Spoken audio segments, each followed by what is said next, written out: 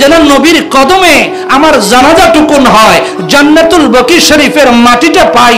কারণ জান্নাতুল বকি এমন কবরস্থান যে জান্নাতুল বকিতে আপনি হাঁটবেন, যেদিক দিয়ে হাঁটবেন তাকিয়ে তাকিয়ে দেখবেন আমার নবীজির সবুজ গম্বুজের জিয়ারত করা যায়। সুবহানাল্লাহ।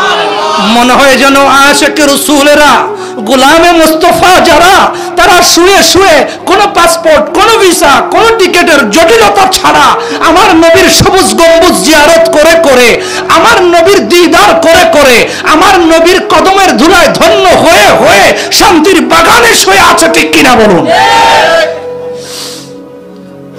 মে কবরোं দে রিমা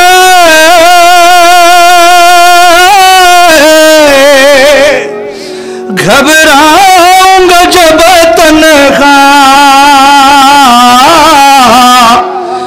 इमदाद मेरे करनी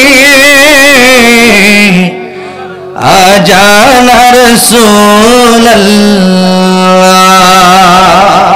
आमीन बोलें। रोशन मेरे तुरबत को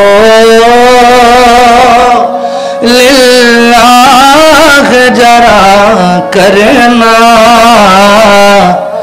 जब वक्त नज़ाए